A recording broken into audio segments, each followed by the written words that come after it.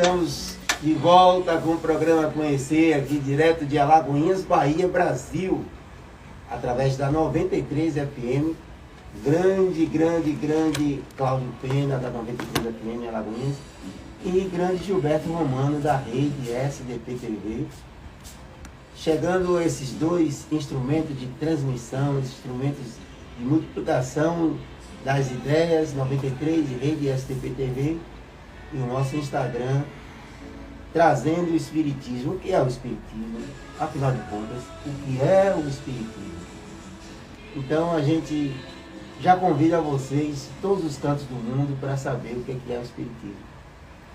Hoje também estaremos dando continuidade a essa temática mundial, que é o mês da mulher.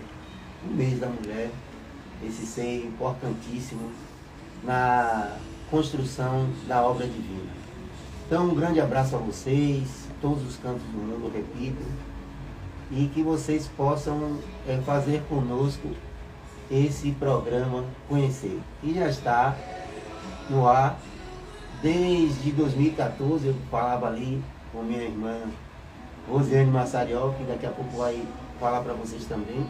Nós já temos 9 anos aí, e um mês, 9 anos e um mês, lá vai. O tempo não para, Rose. Você, já vou lhe dar até uma deixa aí. O tempo não para, lá se vai o tempo, a gente caminhando já para os 10 anos de programa Conhecer. Eu vou passar a palavra agora aqui para minha amiga e irmã Rosiane Massariol, né? Seja muito bem-vinda, minha amiga Rosiane Massariol. Boa noite a todos. Que bom, que prazerzão estarmos aqui mais uma vez no programa. Esse programa que enriquece, esse programa que fortalece, um programa da doutrina espírita voltado à divulgação de uma doutrina que consola, de uma doutrina que esclarece. É o amor que esclarece. O amor, aqui temos já o amigo Fábio Santos Lins trazendo o meu desejo para hoje e para todos os dias. É que o amor vença tudo. Sim, só o amor é que vence. Que a fé seja nossa fortaleza, que jamais nos falte esperanças e que Deus nos cuide muito. Sim, Deus cuida de nós. E é exatamente isso. Obrigada aí, Fábio, pela sua colaboração já no início aqui do nosso programa. E nós vamos aqui convidar a todos para que façamos juntos uma prece, envolvendo-nos a todos nesse período de transição planetária. É muito importante estarmos sempre conectados. Eu vou aqui, não é necessário isso de buscarmos na prece, colocarmos uma música. Não, a música é o próprio enlevo do pensamento. Mas quando a gente penetra nas camadas, nas notas musicais, principalmente as músicas clássicas, que tem uma instrumentação, principalmente tem um LP antigo, que eu lembro que meu pai, um long play que meu pai usava no Evangelho no Lar, da música à luz da oração, só músicas clássicas. E ele tem lá no Spotify. Aliás, nós temos um manancial muito grande. E aí vamos aqui colocar uma música. Vamos escolher aqui Ave Maria, de Gounod.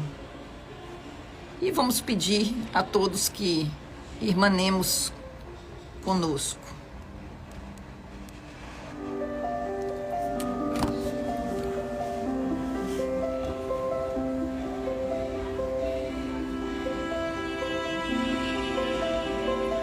E quando vamos elevar nossos pensamentos, primeiro a gente se conecta com nossa respiração. A gente se aterra e se eleva, duas coisas simultâneas. E na respiração, nós inspiramos e expiramos. O que é que nós expiramos? Colocamos para fora as nossas tensões, aquilo que nós queremos liberar. A Mãe Terra recicla aquilo que sai de nós. E o que vamos inspirar? Vamos inspirar o que nós precisamos, o que desejamos.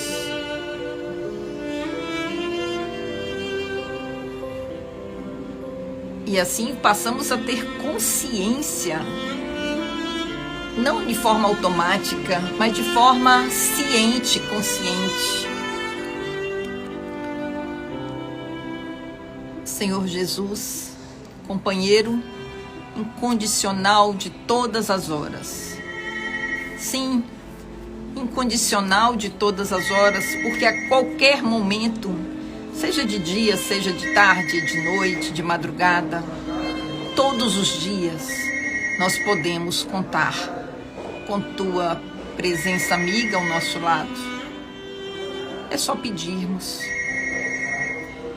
Senhor Jesus, divino amigo, flor de luz das nossos dias, das nossas vidas, nós te louvamos pelo sol e pela lua, pelas estrelas do firmamento, te louvamos pela água e pelo fogo, te agradecemos por aqueles que agora nascem, também por aqueles que agora retornam para a pátria espiritual, no fenômeno natural do desencarne. Nós lhe pedimos que nos abençoe no programa de hoje, que nos inspire na transmissão dos teus ensinamentos, do teu evangelho. Te agradecemos pela confiança e pela oportunidade bendita. Sê conosco, agora e sempre. Excelente, Rose, excelente essa prece.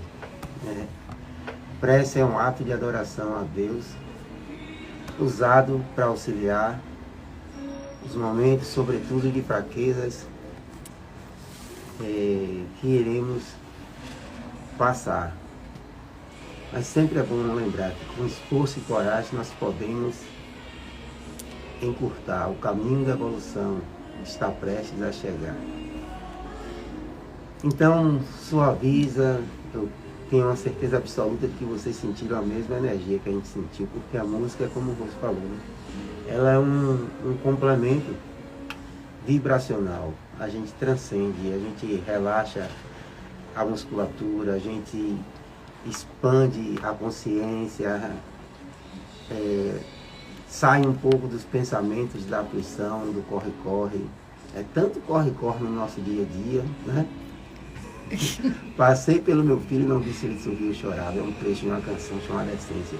Então a prece nos coloca essencialmente, né?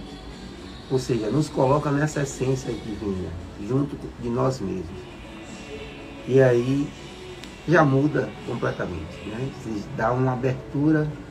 E quando a gente faz essa prece, e aqui eu vou expandir para qualquer que seja a sua crença, a sua religião, a sua doutrina, a gente traz para junto de nós, na visão espírita, os nossos irmãos auxiliares, nossos irmãos de luz, na Igreja Católica também, o Espírito Santo, né? A gente expande a consciência e dessa forma a gente pode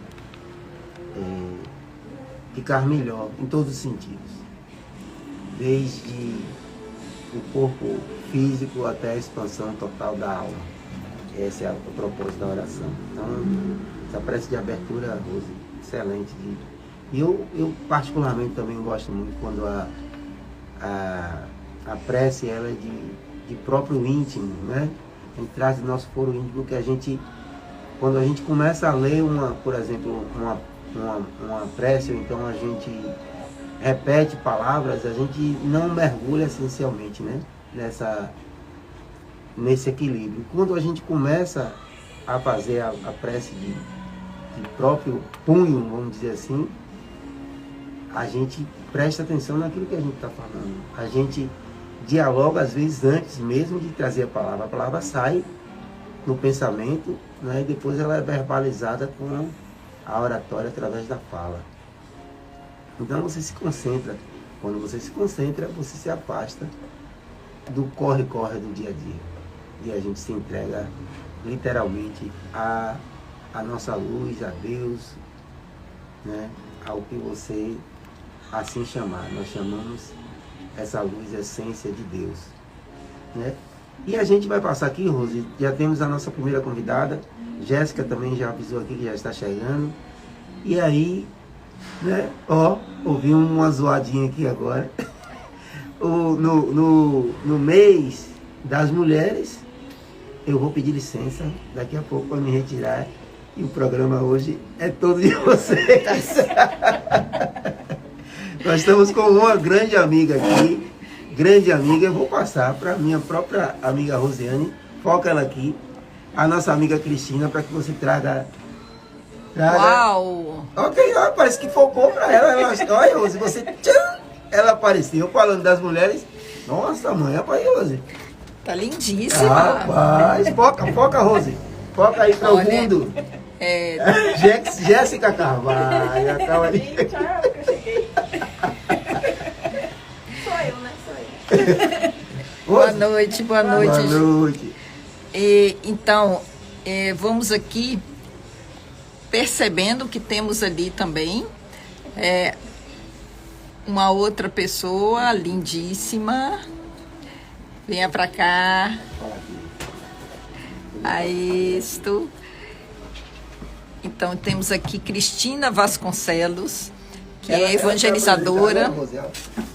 O rostinho é familiar. Cristina Vasconcelos, gente, está aqui conosco hoje. E obrigada, Cris, por ter aceito o convite de participar conosco aqui do programa. Tá dando um eco, sabe? Aí, esse botãozinho aí, aí embaixo, sim. Esse aqui, ó.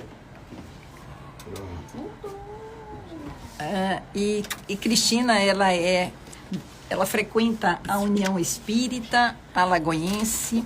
Cristina é evangelizadora, já uma boa estrada, né? Lavínia não tinha nem nascido quando Cris já adentrava na evangelização espírita.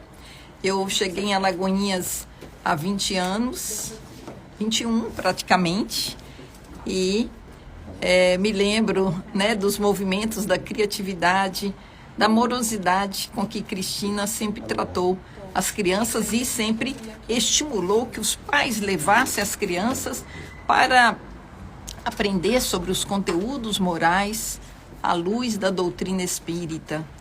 Lavínia não tinha nascido. Lavínia, eu acho que já estava no pensamento lá, na espiritualidade, mas... E olha que tamanho que já está aqui. E Cris também,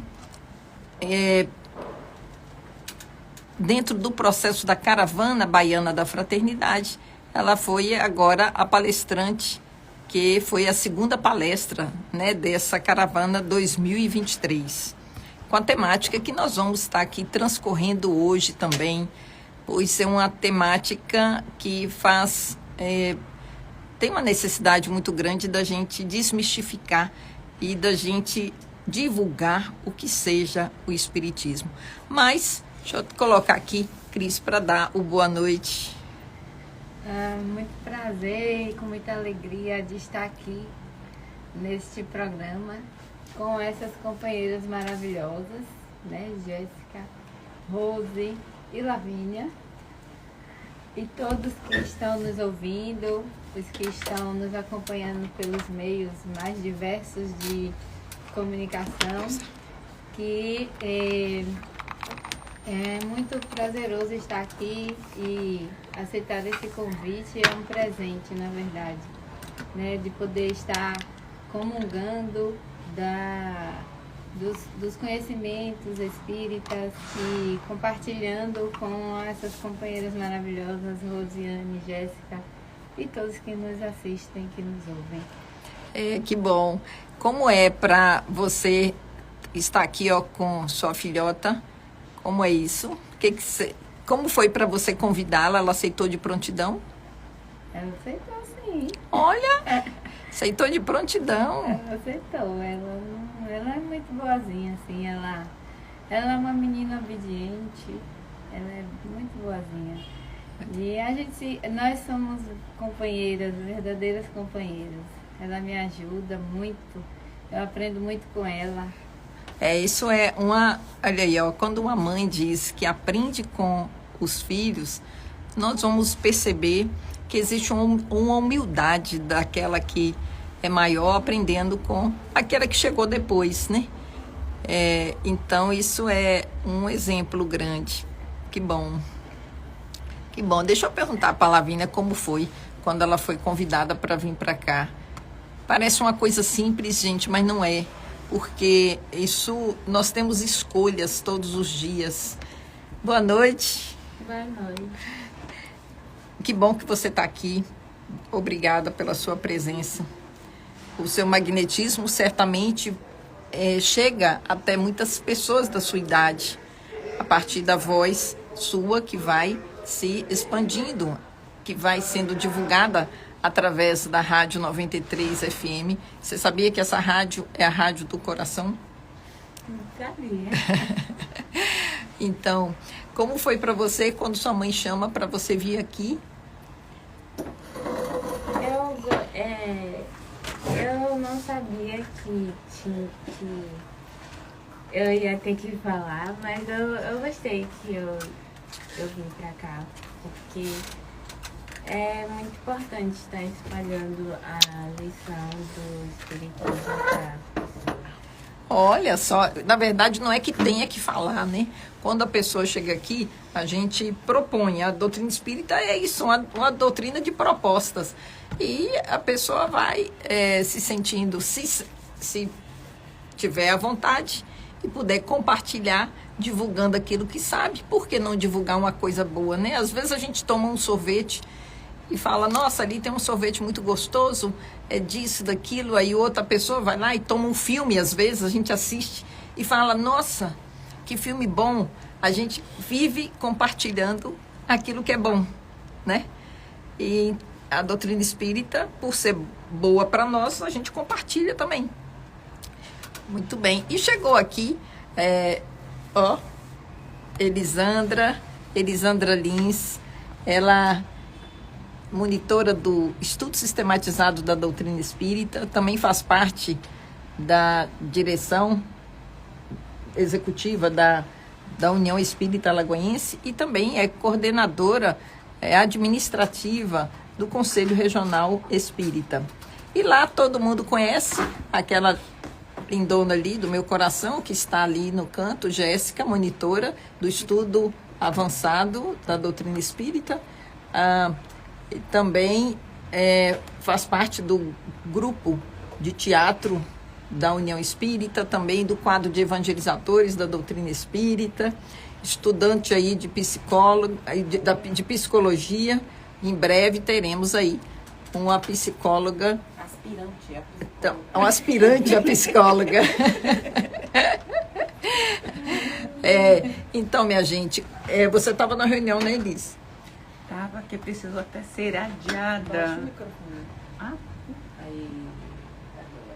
Estava que precisou até ser adiada. Nós estávamos com... diz que a espiritualidade nos avisa, né? Seu Antônio foi intuído de possíveis assaltos na UEA.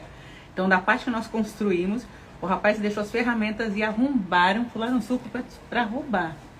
E é algo que está em reforma ainda, né? Imagine hoje. Isso é uma lástima. Né? E roubar ferramenta daquela de um trabalhador, porque o seu Zé é uma pessoa que, além de trabalhar, nos ajuda, é compreensível. Então, roubar ferramentas de trabalho, gente. Isso é uma lástima. E como vivermos, né? Porque o roubo existe há séculos e nós precisamos melhorar o lado moral cada vez mais, não só para não... vou virar a câmera aqui para mim. E precisamos perceber o que é isso de tomar o que é do outro. Isso nos causa indignação. E como combatermos isso? Nós vamos acolhendo em nossos corações esses que ainda enceguecidos, ou talvez pela necessidade, ou pelo hábito, ou pelo costume. O hábito e costume são as mesmas coisas, mas por ainda não compreenderem o mal que fazem a si mesmos quando tomam o que não é seu. Mas aproveitamos para falar que tomar o que não é nosso não se faz só nas coisas materiais, se faz também nos desafios de outras pessoas. Às vezes tomamos o que é do outro, invadimos a vida do outro sem percebermos como isso funciona. Mas vamos aqui agradecendo a todos que estão nos acompanhando através dos seus carros, dos seus aplicativos, dos seus aparelhos de rádio, também pela rede social, pelo Instagram. E temos aqui Vital, Darlan, Dona Anitta, um beijão aí para todos. Ana Meire Figueiredo, que hoje na Mediúnica cantou lindamente. Há dias que a gente estava com saudade dessa voz, que parece que tem uma orquestra junto com você, viu, Meire? Margarida Strapa, que está aqui conosco também. Temos Joselita, temos Deli, o Fábio e todo mundo que vai entrando, e todo mundo também que assiste depois, porque hoje nós temos esse acesso a assistirmos e visualizarmos tudo que a gente puder ter acesso. Cada um vai tendo a escolha e a seleção do que quer. E agora eu vou aqui começar com o Cris sobre a temática maior do nosso programa hoje, que é a temática que a Federação Espírita do Estado da Bahia escolhe, junto com todos as suas federativas, para o tema do ano, o espírita na sociedade. E para isso a caravana começou com o que é o espiritismo. Afinal, para a gente saber qual é o nosso papel na sociedade, qual é o nosso papel no século XXI, e como saber o papel se não soubermos o que é realmente o espiritismo. E aí, baseado nessa obra de Allan Kardec, que é uma obra que não faz parte da codificação. Ela é um livro que ele escreveu paralelamente, justamente, ótimo. Aqui Elisandra trouxe o exemplar aqui em papel físico, e quem quiser adquirir pode comprar na Livraria Chico Xavier, para quem a gente manda um grande abraço ali para Vera, aqui em Alagoinhas. Mas tem disponível também em PDF de forma gratuita na internet. Então vamos lá. Cris, você esteve lá, eu estive vendo ali no Irmão Ismael, e você fez uma palestra muito incrível para aquelas pessoas que estavam ali naquele domingo passado, né? E a gente manda aqui um abraço para Maridalva, para Neia, para toda a equipe do Irmão Ismael. Eu queria que você falasse aqui, com esse jeito peculiar seu, o que foi que te atraiu para a doutrina espírita primeiro? Eu fui com a minha mãe. Então, através das reuniões que eu frequentava e também da evangelização que eu fui evangelizando, e isso já me encantava pela forma como os evangelizadores traziam, né, a boa nova do Cristo. Então isso me encantava muito. Então eu gostava muito de participar. Na época, né, tinha os movimentos, eu gostava de participar demais. Tinha um movimento que chamava Jesus, que já era da parte da juventude espírita. Mas eles faziam um trabalho que agregava também as crianças da evangelização. Então, sempre nos simpósios, né, que foi uma época que era muito bem divulgada a doutrina espírita aqui na nossa cidade, onde vinham muitos palestrantes, e era uma semana de palestras, acontecia geralmente no Centro de Cultura daqui de Alagoinhas. Então eles tinham atividades para todo mundo, para as crianças, para todas as idades. E isso fez com que eu ficasse, né, nesse movimento. Isso desde pequena, né? Desde pequena. Como o São Antônio disse que eu nasci no centro. Mas era pequena antes dos 10 anos? Eu não me lembro muito a idade que eu era. Mas era pequena, eu acho que 10, 8 anos por aí, eu acho que esse tempo aí. Você já se sentiu impedida de fazer alguma coisa por você ser espírita? Eu não. Muito tranquilamente, eu sempre... A doutrina espírita, ela é um norte na minha vida, né? Então, muito tranquilamente eu consigo estar nos lugares e fazer o que eu preciso fazer, o que é dado a mim como responsabilidade para fazer, né? Não, se teve, eu não percebi, né? Eu fui lá e você via sentido, você via sentido na proposta. Nunca vi de forma diferente, não. E não sei estar fora desse movimento, não. Quando, às vezes, por motivos, né, profissionais e todos os outros que a gente acaba se envolvendo, eu preciso me ausentar um pouco, faz muita falta. Faz mesmo, a gente sente falta, né? Falta. Até que o programa, quando a gente não está... porque tudo é o hábito, né? Todo o hábito a gente vai criando, a gente vai construindo. Sim, minha gente, eu não falei, mas Cris também é coordenadora do setor de infância do Conselho Regional Espírita 4. E aí a gente vê aí também, aproveitando que você está aqui, a importância da evangelização infantil dentro do espiritismo, o porquê que é importante que os pais procurem passar as propostas espíritas para as crianças, na sua visão. Eu vou me apropriar de uma fala dos meus irmãos evangélicos. É o meu testemunho de vida. Assim como eu fiz parte, né, da evangelização, então eu considero de extrema importância. E para que as crianças elas possam crescer, né, dentro de um ambiente onde elas consigam perceber a importância da sua existência, a importância do relacionar-se com o outro, a importância do ser melhor a cada dia, o como podemos fazer essa melhoria acontecer e ter o conhecimento de que somos centelhas divinas e que isso existe em cada um de nós e que para externar essa essência divina é preciso que a gente trilhe o caminho da Boa Nova do Cristo, o seu Evangelho.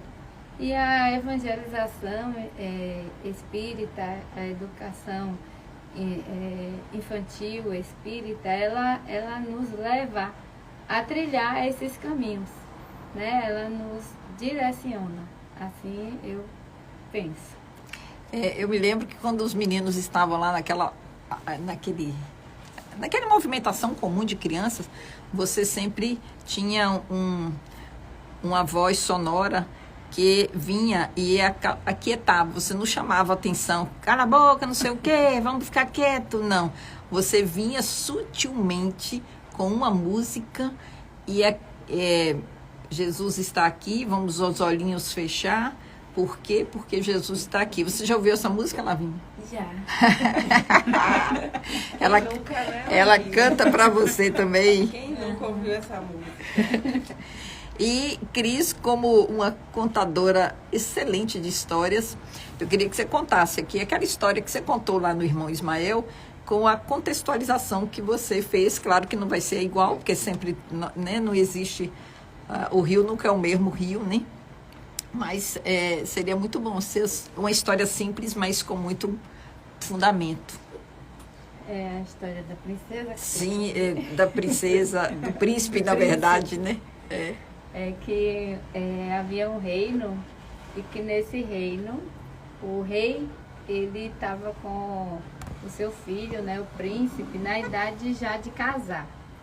Então, como em todo reinado, ele procurou as princesas, né, dali próximas, para que pudessem ser candidatas a esposas do príncipe.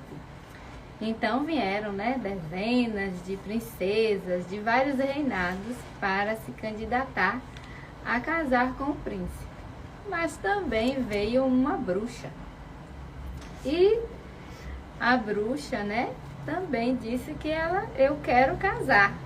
Aí o príncipe, casar com a bruxa? Mas eu não vou casar mesmo. Aí a bruxa: se você não casar comigo, não vai casar com mais ninguém. E o problema disso é que o príncipe acreditou. E aí a bruxa disse: vou lhe transformar em um sapo. E ele acreditou. Ele acreditou que era um sapo. Então, a reflexão é que a gente muitas vezes acreditamos no que algumas pessoas falam que nós somos, mas não é o que nós verdadeiramente somos.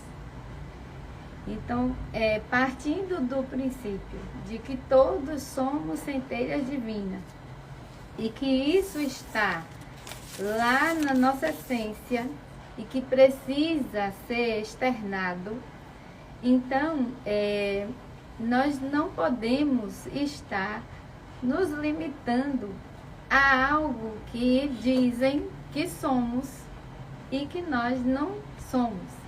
Mas como fazer essa análise para que eu possa perceber que eu não sou aquilo que dizem que eu sou?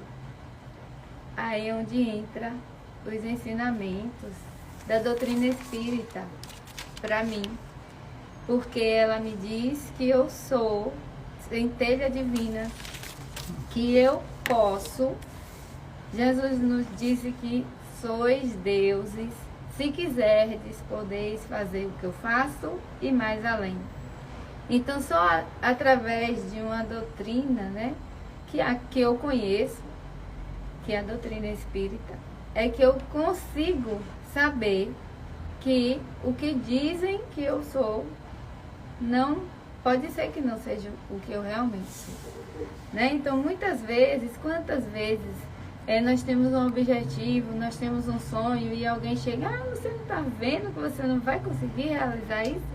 Isso não é para você. Isso é para alguém que tem um outro nível, ou social, ou intelectual, seja lá qual, mas não é para você. E aí, muitas das vezes, a gente deixa aquele nosso sonho, aquele nosso objetivo adormecido, esquecido, porque a gente fez como o príncipe, acreditou na bruxa. E aí, a gente pensa que somos sapos, quando na verdade nós somos centelhas divinas. Nós somos deuses. Nós podemos seguir os ensinamentos do Cristo, desde que nos coloquemos de boa vontade e nos esforcemos para isso, né? Nós somos imortais e nós aprendemos a cada existência. Então, se alguém disser que nós somos bruxas, por favor, não acreditem. Nós somos centelhas divinas, filhos de Deus, herdeiros do universo.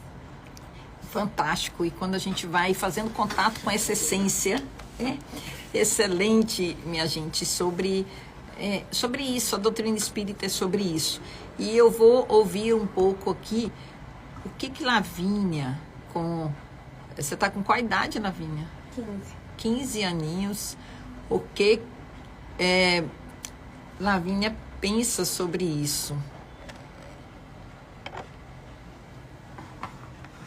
Sobre o acreditar no que as pessoas falam.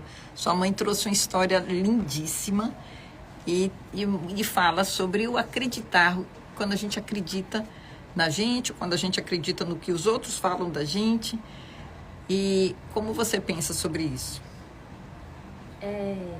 Eu penso que a gente não precisa acreditar em tudo que as pessoas falam. Que às vezes o que elas estão falando é para o nosso bem e às vezes não é. Só querem que a gente vá pela mente do que elas acham e do que elas acreditam. Mas a gente precisa acreditar no ensinamento que a nossa família nos deu e não pensar no que o outro quer da gente, sim no que a gente quer fazer da nossa vida e o que a gente precisa fazer para mudar o que a gente acredita e mudar o que as pessoas acreditam sobre nós. Muito bom, obrigada. Isso aí é fruto de uma mãe que vai trazendo essa educação e vai mostrando essa educação moral. A criança vai se tornando um adolescente, já prestes a se tornar daqui uns anos uma jovem adulta, com uma base fundamentada. Isso, muito bom, obrigada. E sabe, gente, quando nós acreditamos em algo, a gente desencarna acreditando naquilo também. E eu vou ver se Jéssica nos ajuda aqui nas experiências da mediunidade. Muitas vezes nós vamos encontrar, quase sempre, nós vamos encontrar irmãos, espíritos desencarnados, que continuam acreditando naquilo que foi falado ou naquilo que aconteceu e ficam presos por muito, muito tempo. E isso é uma experiência que faz com que a gente aprenda muito. Jéssica, você pode nos ajudar mostrando como é acreditar, não acreditar na nossa centelha após o desencarne, na sua experiência?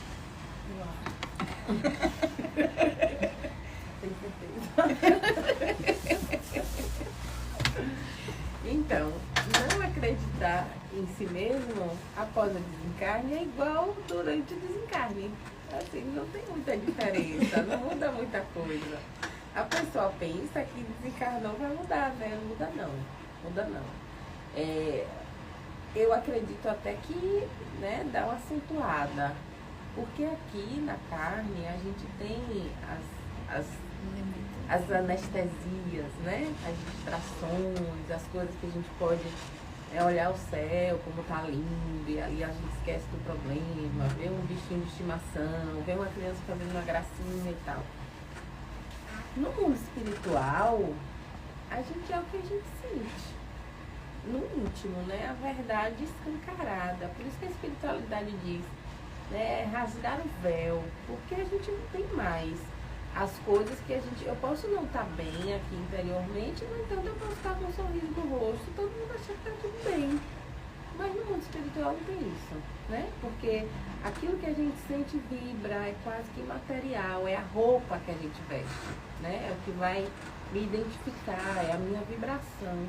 Então não tem muito como a gente fugir, né, do que a gente sente. Então, se eu estou presa numa ideia, né, que me desconecta e me afasta do Criador, eu vou ter um sentimento de não vida, né? Porque, sim. Né, Jesus, ele disse que Deus, e ele veio para mostrar, né, que ele é vida, né, vida em abundância, que o Pai é vida. Então, quando eu me desconecto e eu entendo que eu sou menos do que isso que Cristo traz, né, menos do que herdeiro do universo, do que filho de Deus, eu me desconecto.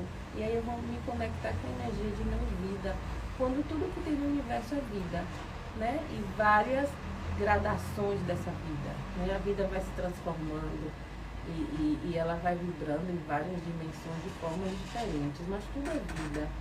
E o que faz a gente se identificar com algo de não vida é justamente essa desconexão com a vida, né? E a capacidade da gente perceber essa potencialidade, né? De se transformar e de, se tem algo que hoje eu não estou, né, conseguindo ainda, amanhã eu não posso conseguir, né?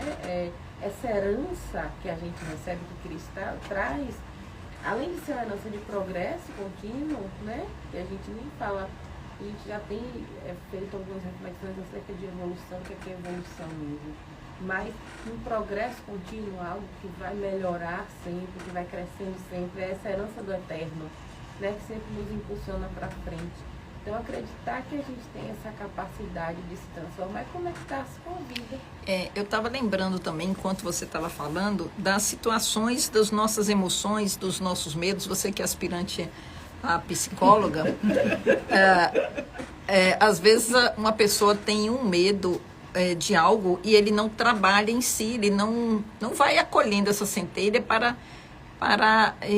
acolher e também se transformar. E pode, às vezes, numa situação, esse movimento ser captado pela espiritualidade negativa, vamos dizer assim, os irmãos do infortúnio, que nós temos irmãos de um lado e irmãos que também ainda estão distantes, né?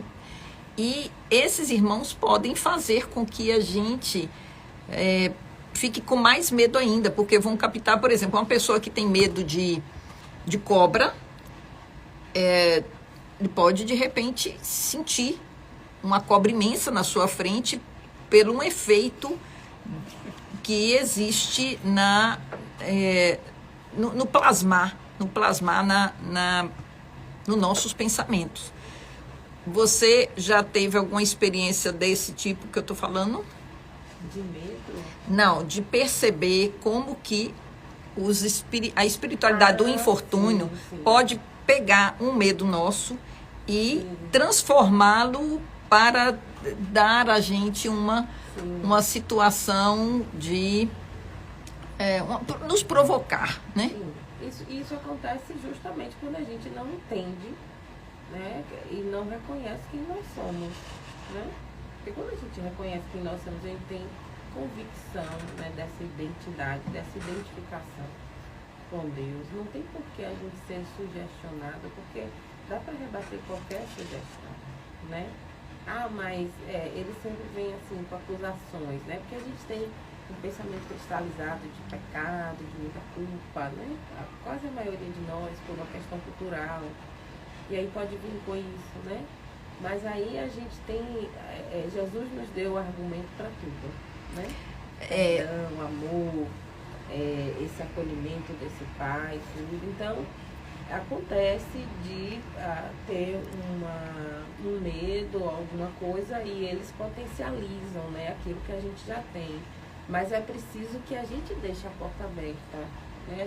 A gente se identifica com essa energia, né? A gente se identifica nesse padrão vibratório e começa a fazer ligações, né? Ou seja, se a porta fica aberta, fica mais evidente. E aí, se a gente aprende a fazer essa conexão, a porta se fecha, claro, né? A gente se blinda. Claro que vai ter momentos que a gente vai ter uma insegurança, né? Vai ter momentos que a gente vai ficar com medo. O medo, ele serve também para nos proteger, né? Vai ter momentos que a gente vai ter algumas oscilações, porque a gente ainda está aprendendo, né? A gente ainda está ensaiando algumas virtudes, e isso é uma virtude, né? Para que a gente possa se sentir conectado. Então, uma vez por outra, a gente vai se sentir assim, mas é importante, por isso que é importante, eu estou falando muito esses tempos, né? Porque é importante esse mergulho honesto em si mesmo. Porque quando eu consigo mergulhar honestamente em mim e me reconheço como eu sou, eu tenho a oportunidade de crescer. Eu tenho a oportunidade de me transformar, de evoluir, de me transformar na pessoa que eu quero ser. Mas para isso é preciso saber antes quem eu sou. Então, quando eu sei quem eu sou, então eu sei, eu tenho tal fragilidade, né? E aí é onde eu posso me blindar. Se eu tenho tal fragilidade, eu preciso procurar os meios que são eficientes para que eu consiga bloquear essas fragilidades e ir me transformando, né, com as minhas próprias experiências e fazendo com que eu esteja cada vez mais confiante, cada vez mais firme, né? Cada vez mais confiantes e se apropriar, como diz Cris, né, aos termos dos evangélicos, tomar posse dessa herança. Aí, falando em... Isso é muito importante, quem eu sou. Porque quando a pessoa não sabe quem ela se deixa ser levada. E falando em quem você é, eu quero aqui aproveitar esse momento para falar que você está muito linda hoje.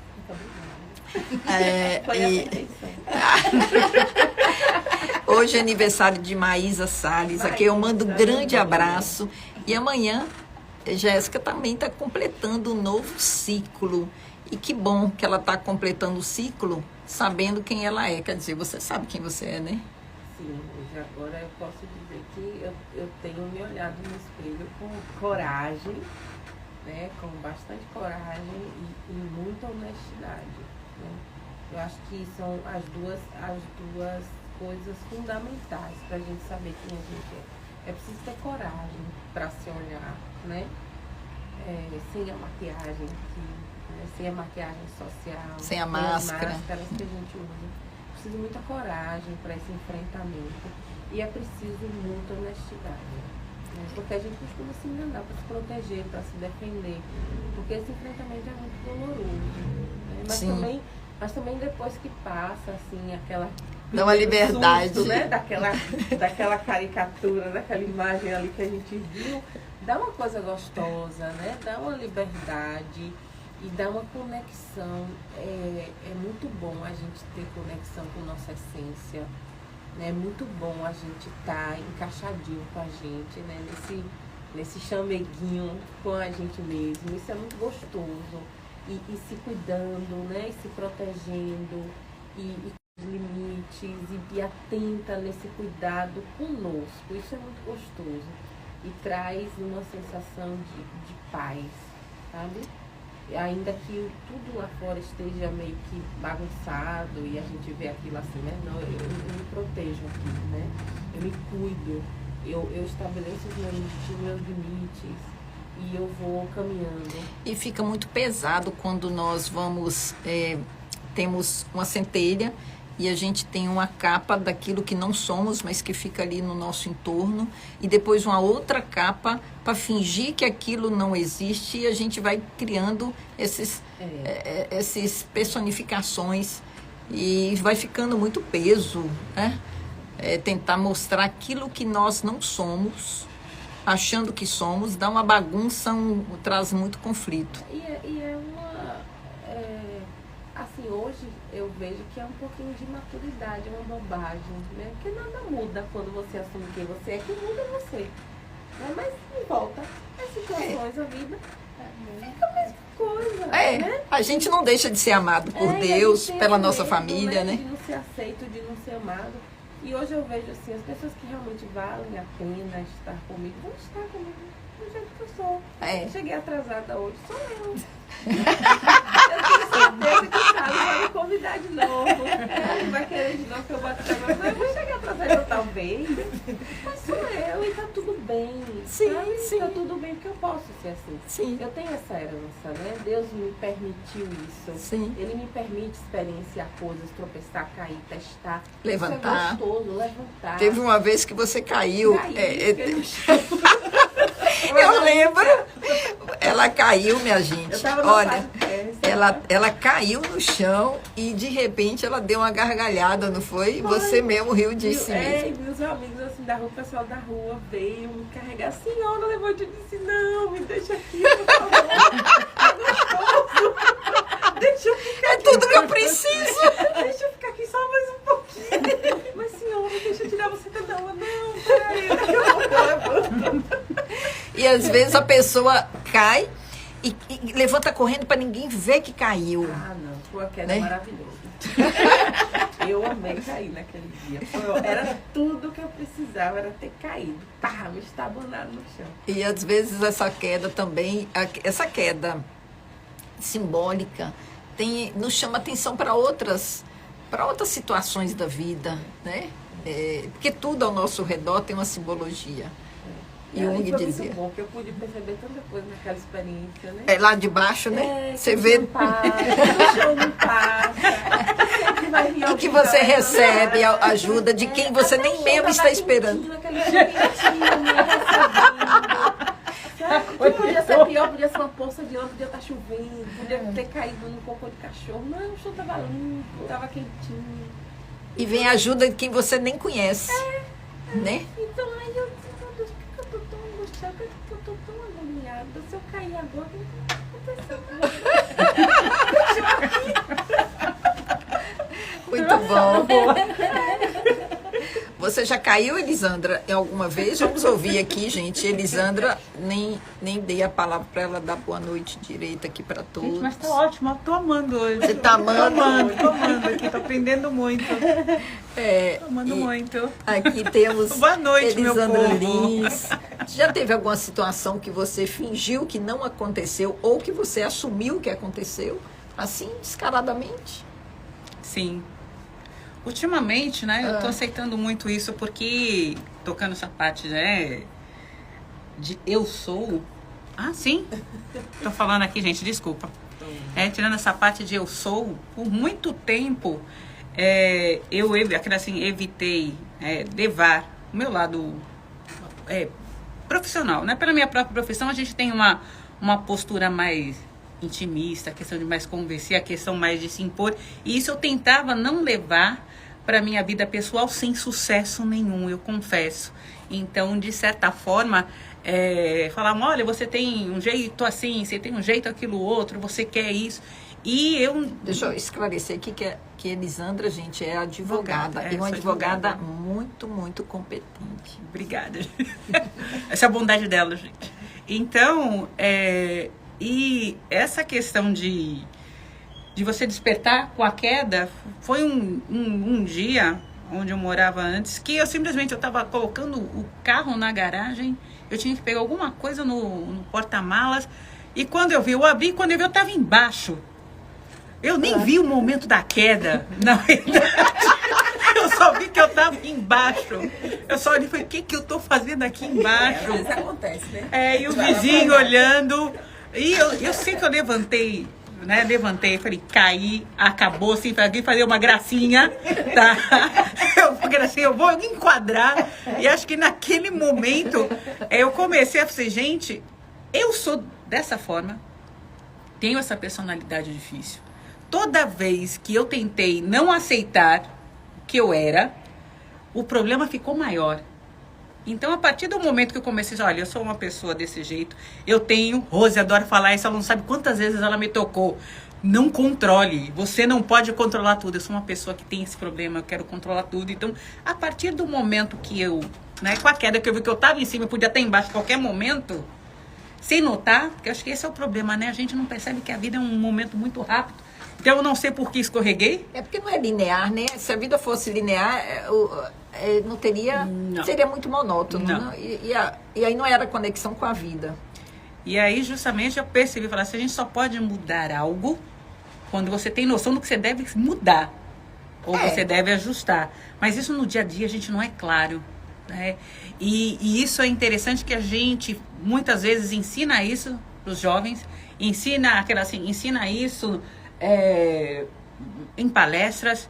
A gente estuda isso. Mas às vezes a gente só tem essa conexão, como Jéssica falou, quando cai. Quando você olha o mundo assim, você olha de cima para baixo, quando você olha de baixo para cima, e você nota realmente que eu falei assim, agora eu tenho que mudar a perspectiva. É bom ver de baixo para cima, porque de cima para baixo não está sendo legal. E aí você percebe que até um vidro, quando a gente vai limpar, você limpa, parece que ele está perfeito.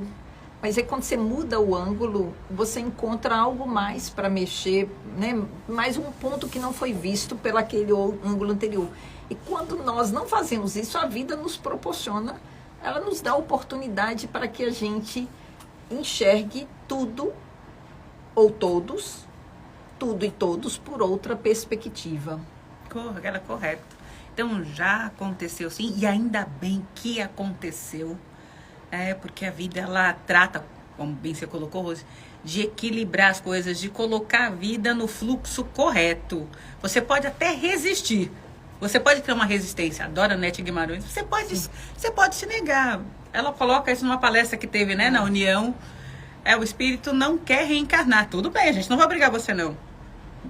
Depois, você quer reencarnar? Não, não quero.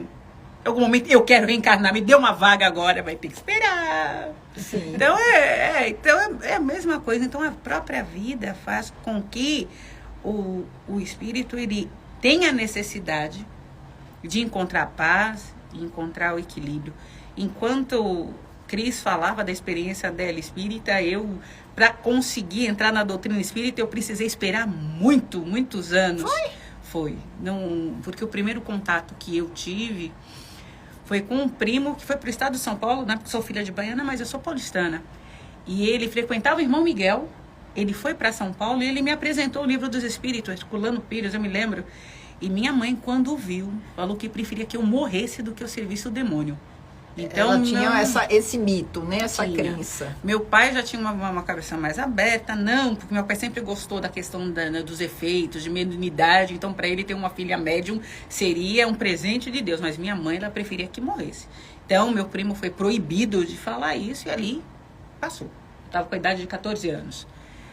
E você se interessou pelo tema? Eu me interessei porque falava principalmente dos sonhos. E eu tinha muito sonho que eu não entendia. E ele colocou o livro do Espírito, eu folheando, minha mãe tirou. Mais à frente também com sonhos, isso eu já estava já com uns 16 para 17 anos, eu tive um sonho que era um grande rede de supermercado e eu passava pela seção de frios e nisso alguém começava a vomitar do lado. E aí passava um homem do meu lado e falou assim, você vai ficar igualzinho. E eu acordei vomitando e passei até aquela crise e não passava, fui no médico e não tinha motivo e eu vomitando. E eu comentei numa aula de português. E ao final a professora me chamou e falou assim, que religião você é? Eu falei, sou católica. Você tem alguma restrição à doutrina espírita? Eu falei assim, não, o primo apresentou há muito tempo, mas, né, uns anos atrás, mas... Olha, eu vou combinar com você um dia tal para te levar. Seria na Federação Espírita do Estado de São Paulo. Aí chegando lá, eu contei do sonho, eles me levaram para tratamento. Era uma sequência, né, de 7 doutrinárias e 7 passes para tomar. Né, que era o tratamento. E aí, no meio do tratamento, Rose, eu falei assim, eu vou me rebelar, eu vou para a doutrina espírita, e se minha mãe dá show, e eu tava já determinada. E sempre a professora me levando. Parou de vomitar e parou de vomitar. Assim, já no segundo tratamento, com prece, com orientação que eles passaram, leitura do evangelho. Eu falei, mas eu não tenho evangelho. Lê o normal mesmo, minha filha, faça a prece. E aí, no último dia, que eu já estava assim para ir, falei assim, eu vou romper com a família toda. Aí vou para doutrinária. Rebelar mesmo, né? E aí faz um texto do evangelho. Eu sou sincera, eu não me lembro do texto, mas eu me lembro da explicação que o doutrinador colocou o seguinte, muitas vezes, olha só, falou assim, muitas vezes a filha dentro de casa não tem a compreensão dos pais e às vezes acaba criando mais um problema. Por exemplo, a jovem se casa sem amor. O que acontece? Ela arranjou um segundo problema, porque ela não resolveu o problema para os pais, arranjou um casamento sem amor e tá o problema. Então, às vezes, a gente tem que criar a providência divina, tentar compreender o próximo e não tomar nenhuma medida que vá se arrepender. Eu levantei e falei, é pra mim. É pra mim. Aí terminou o tratamento e eu falei assim, eu não vou fazer nada. E curei de fato. E não tive mais nada, e segui minha vida e não tive mais contato com a doutrina espírita. Acontece muitos anos depois, eu tô já na faculdade, já trabalhando, e num momento de muita aflição, mas muita aflição mesmo. Eu estava no Largo São Francisco, saindo de um cartório e depois de vindo de uma vara, que as varas trabalhistas de São Paulo não estavam concentradas na Barra Funda. E estava num momento de aflição tão grande, começou a chover, eu encostei. Aí eu me lembrei de um livro de justamente Chico Xavier que eu tinha lido. Uma colega me emprestou na faculdade, no 2º ano. Falou assim, nossa, a doutrina espírita... Eu vi isso, essa doutrina espírita dá alívio. A federação fica aqui próxima. Mas eu vi naquilo lá, falei, eu vou agora. Peguei a pé o guarda-chuva e saí. Fui para Maria Paula. Chegando lá, que era onde tinha sido atendida à época. Eles falaram assim, não tá mais aqui não, tá na rua Maria Paula. Vai ter que andar mais um pouquinho. Eu falei, eu vou para lá. Aí, assim, eu fui e me direcionaram. Minha filha, você tá aqui por quê? Porque agora eu quero aprender, eu quero encontrar a paz que eu necessito. Aí eu vi bem isso. Então chegou o momento de você ter sua paz. E eu tô até hoje. Que ótimo, viu? Que bom. E tudo uma... é no tempo certo, né? E aí a sua mãe, como você fez? Minha mãe, na verdade, Rose, eu passei por muito tempo estudando em Federação Espírita de São Paulo, sem que minha mãe soubesse. Porque como eu trabalhava no centro, eu saía justamente do trabalho e ia para lá. Por que atrasou? Porque eu estava no escritório, mamãe. E aí, um belo dia, esse meu primo, que ela proibiu, né, ele morou um tempo em São Paulo e ele teve uma questão trabalhista. E ele foi receber um crédito. Então, ele viajou com um amigo que estava acompanhando, porque ele estava com problema de saúde e não podia vir sozinho. E esse colega e ele se hospedaram lá em casa. E num belo jantar, ele que trabalhou também no irmão Miguel, Rose começou a falar, os filhos não são nossos.